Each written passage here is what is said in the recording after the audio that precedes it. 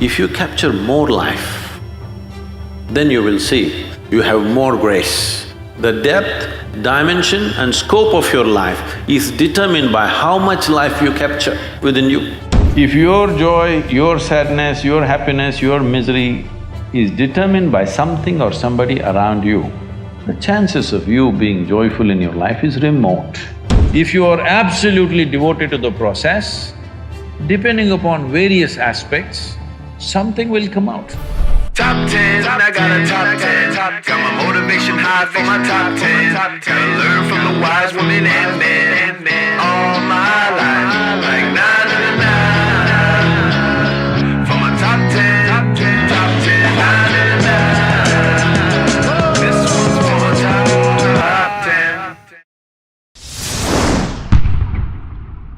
Need motivation? Watch a Top 10 with Believe Nation. Hey, it's Evan Carmichael, and this channel was created to help you overcome the #1 challenge that is holding you back, a lack of belief in yourself.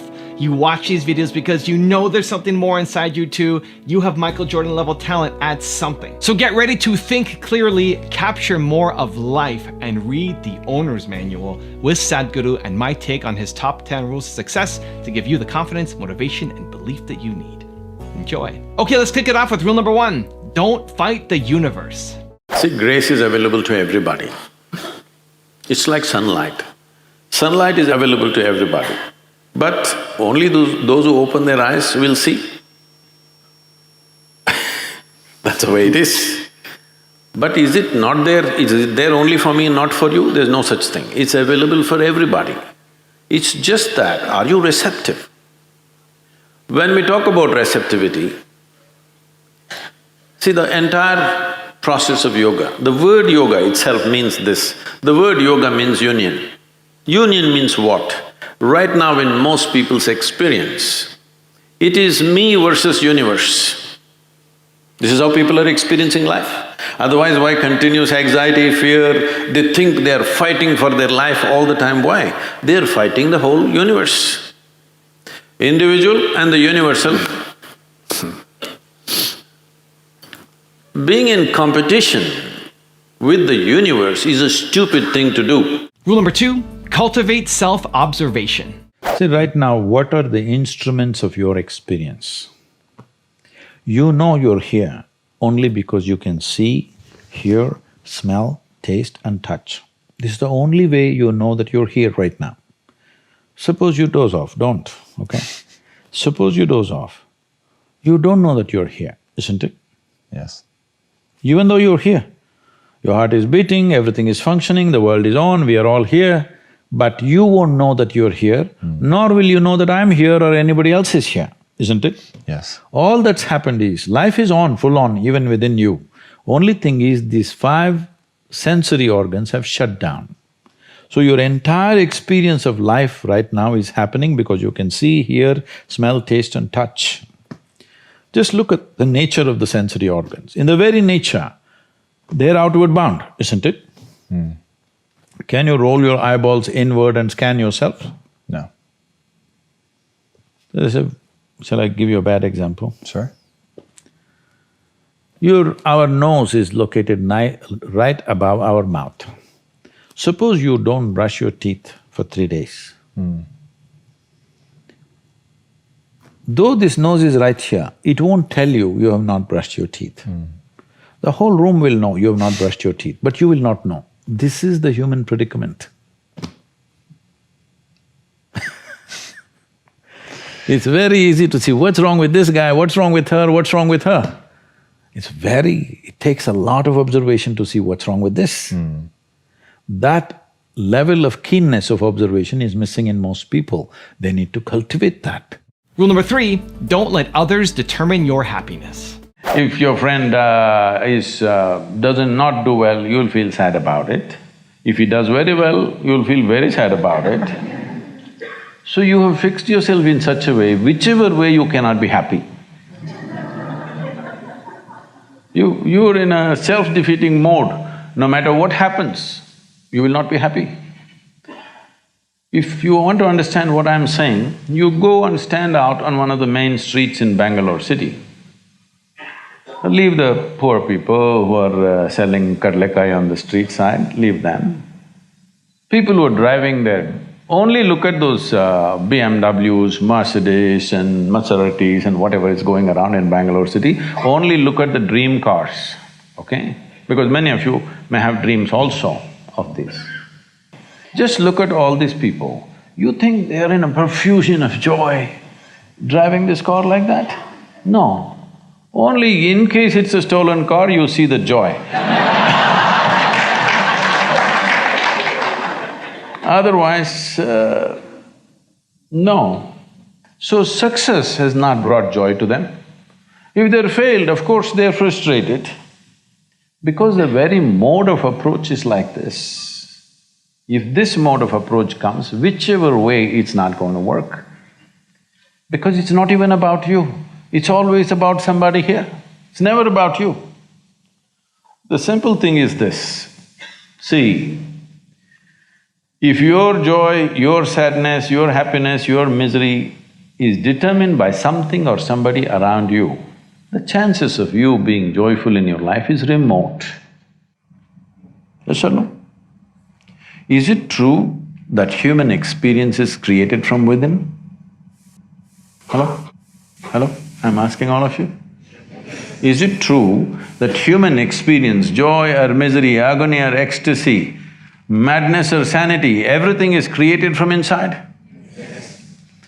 At least if you're a manager, if you're going to be a manager, at least what is happening from within you must happen your way. Because essentially management means having situations the way we want it. Yes? Management means what? Having situations the way we want it. Well, if the world is not happening your way, at least this one must be happening your way, otherwise what kind of management is this? Here there's only one person, huh? Here there are 1,000 people, they may not listen to you, they got their own stuff. But here there's only one person, at least here what you want must happen, isn't it? If what you want happened, would you keep yourself blissed out or miserable? What's your choice? You must choose, I'm going to bless you now. If you had a choice, would you rather be blissed out or miserable? Huh? Blissed out, of course. So if such a thing is not happening, then all these problems come. If things work, it is a problem. If they don't work, it's a problem. If you get a seat in this institution, it's a problem. If you cannot get out of this, it's a problem. You like this place so much, you don't mind staying here, it's not like that. You must get in and you must get out ahead of others. Everything, it's never about you, it's always about something else. Outside is a variable situation. Who these people are today, tomorrow we don't know what they will say. Yes? Tomorrow morning we don't know what they will say. If your way of being is determined by all these people, then you are a mess, you're bound to be a mess. Rule number 4, think clearly. When it comes to what you want to do, you must think clearly, it's very important. Thinking clearly means, the question is not about what will get me this, what will get me that.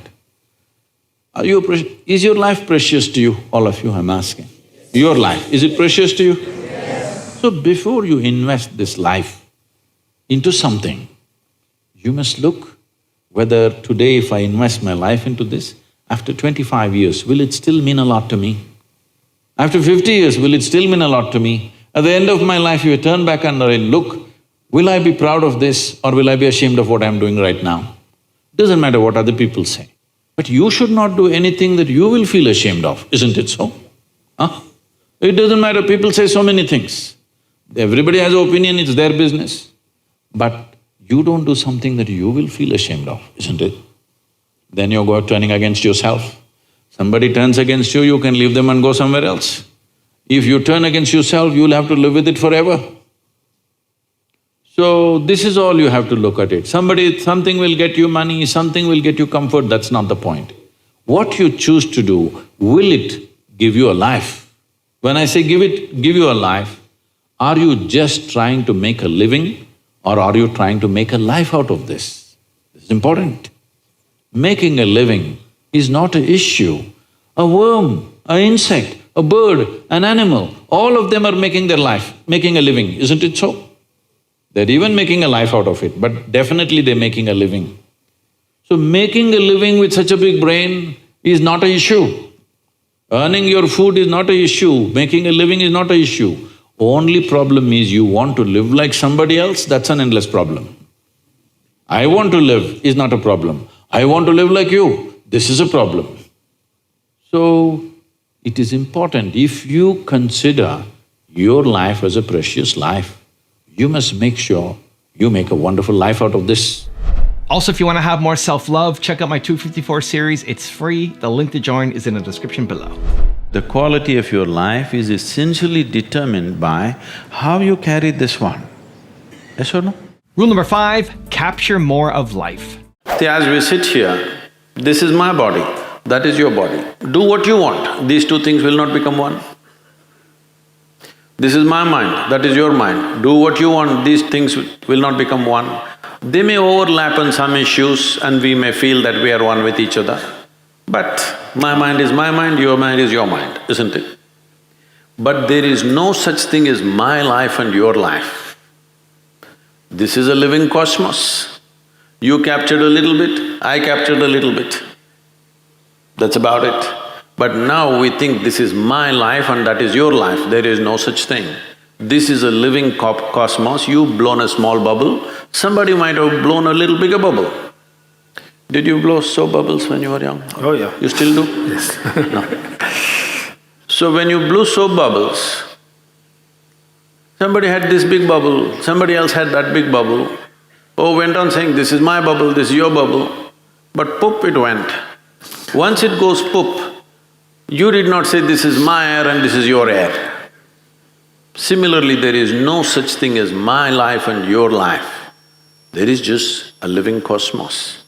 If you capture more life, then you will see you have more grace. The depth, dimension and scope of your life is determined by how much life you capture within you.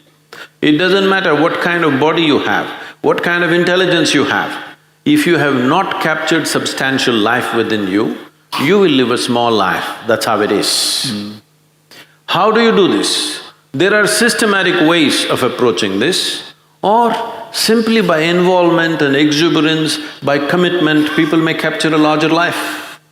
By absolutely being committed to something, focused on something, somebody may capture a certain amount of life which is more than what is considered normal. Rule number 6, avoid making conclusions.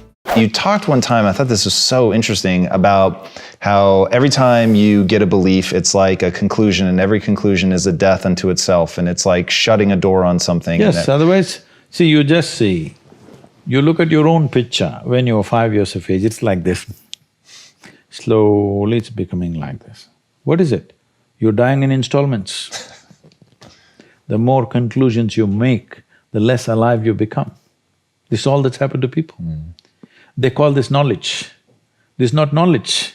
This is just conclusions that you're drawing about everything. See, with all this scientific exploration, the fact is that even today, we do not know one single atom in its entirety. We know how to use them. We know how to use everything on this planet, but we don't know a damn thing about anything. Over 90% or 99% of an atom is empty. We don't know what that emptiness contains. Over 99% of the cosmos is empty. We don't know what that is. So, this is like I give you a 1,000,000-piece jigsaw, but you found in your hands, you have only 3 of them. With these 3, you make a picture and you're euphoric that you made a picture. Well, I'm sorry, there are 1,000,000 pieces to this. Has anybody gathered all the pieces? No. Then don't make a picture. Rule number 7, understand thoughts and emotions. There is thought and there is emotion. People think these two things are saying different things. They're not saying different things. The way you think is the way you emote, isn't it so? Right now, if I think, oh, she's the most wonderful person on the planet, I just have to think. then my emotions become sweet towards her. Now I think she's the most horrible creature on the planet. Now my emotions become nasty. Yes or no? I cannot think she's horrible and have sweet emotions. I cannot think she's wonderful and have nasty emotions, isn't it so? But today I thought she's the most wonderful person and my sweetness was flowing. Suddenly she did something tomorrow that I don't like. I think she's horrible. Thought is agile, it changes direction just like that. Emotion is little sappy. It takes time to turn around. So that period you struggle as if there are two dimensions of thing happening. Because thought is saying one thing, emotion is still going sweet because it takes time to become nasty. Everybody struggles, but it catches up or no after some time? Hello? Today you thought she's wonderful, sweetness was flowing. Tomorrow she did something you don't like, you thought she's horrible. The thought is clearly saying she's horrible, but emotions are struggling because they can't turn quickly. They take time to turn. But after a week or 10 days or 2 months, depending on how deeply you're engaged, after some time, emotion catches up with the thought. Emotion also says, yes, she's horrible, so let's be nasty to her. So they're not speaking different languages. One is agile, another is little slow in its corners. Rule number 8, don't treat life as a race. If you focus, whatever you're doing right now, it doesn't matter what it is. How simple an act you're doing right now, it doesn't matter. If you're absolutely devoted to that you're doing right now, depending upon various aspects, things will unfold. But because of Western influences, we've become too goal-oriented.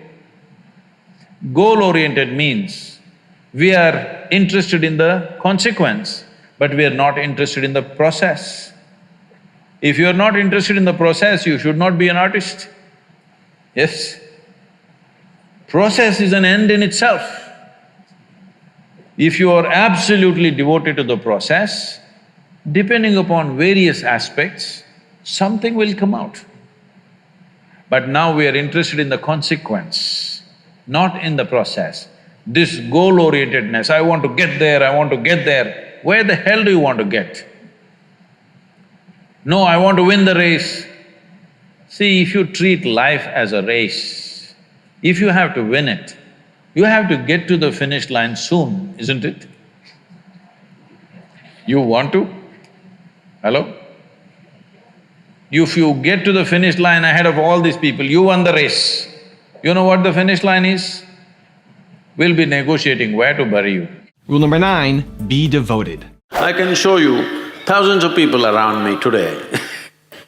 When they came, they thought they won't do anything significant. Half of them, not half, 70% of them are dropouts from schools and colleges and everything. But you will see after a few years of sadhana, suddenly they are functioning in ways that you won't believe possible. Recently we had a business, event called Insight, where over 200 CEOs from across the world are coming and participating. All of them wonder why our organizations don't run as smoothly and efficiently as yours. I said, that's because I have all dropouts who are no good for anything. But they have devotion in their heart, they're devoted to what they're doing, that's all. Because they're absolutely devoted to what they're doing, they may not be MBAs, they may not be from IITs and IIMs, they're simple people, but because they're absolutely devoted, they do wonderful things. And rule number 10, the last one before a very special bonus clip, is read the user's manual. Of all the pieces of engineering on this planet, of many pieces of engineering, a tree is a fantastic engineering, even a mountain is fantastic engineering. Because it stood there for 1,000,000 years, that means it must be good engineering, isn't it? Yes? Something that stands there for 1,000,000 years must be well engineered. Of all this, the most sophisticated piece of engineering is human mechanism, isn't it so? Hello? Most sophisticated. of all the pieces of engineering. Now, because it's a sophisticated piece of engineering, it needs a certain level of attention, otherwise you don't figure it. Now that we gave you such a highly, high-tech piece of engineering, I'm asking you, did you read the user's manual? I think there is no user manual for now. How can they make such a fantastic piece of engineering without a user's manual? Maybe it doesn't come with a booklet attached to your neck when you were born. But indications must be there, isn't it, how to use it? Huh? Is it true somebody who's an athlete or a gymnast or someone else like that learns to use their body than a whole lot of other people? Yes?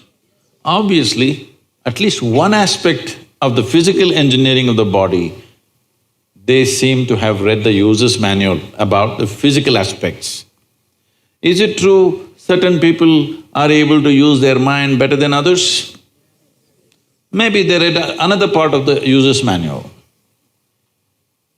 So, now with this heart manual and the brain manual, see, the problem is most people are prejudiced against the brain.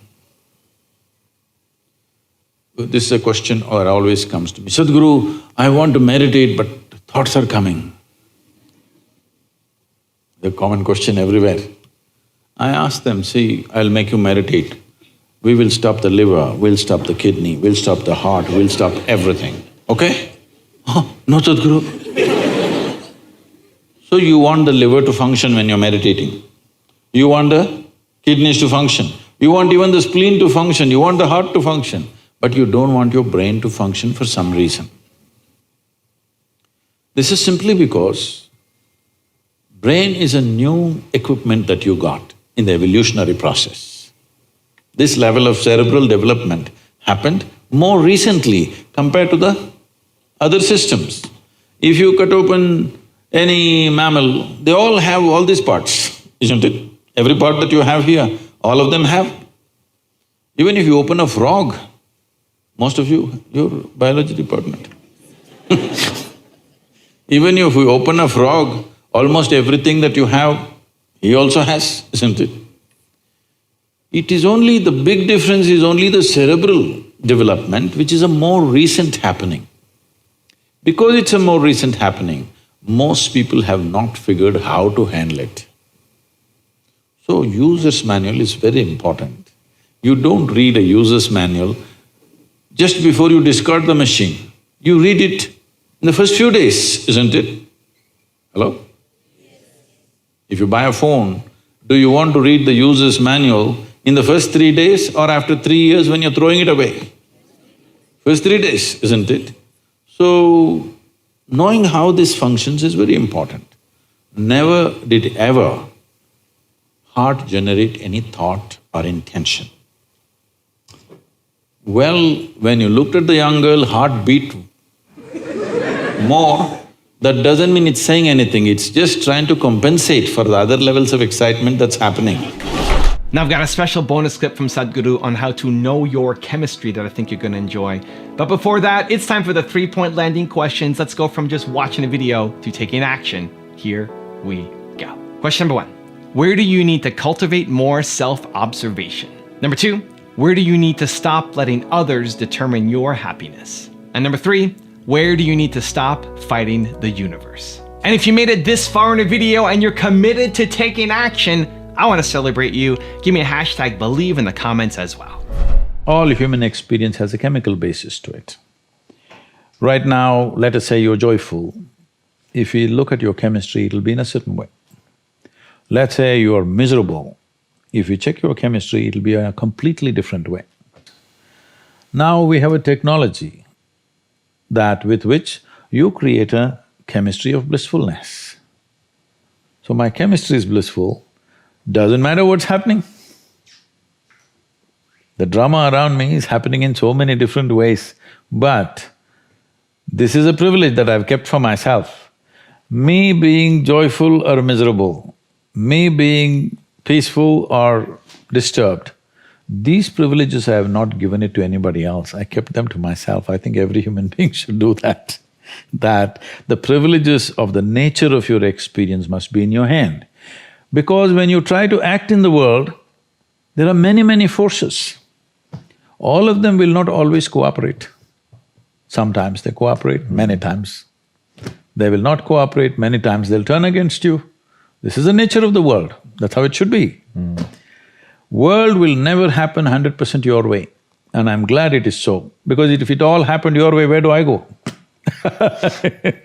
I'm glad it's not happening your way. Little bit my way, little bit your way, little bit somebody else's way. That's how the world should be.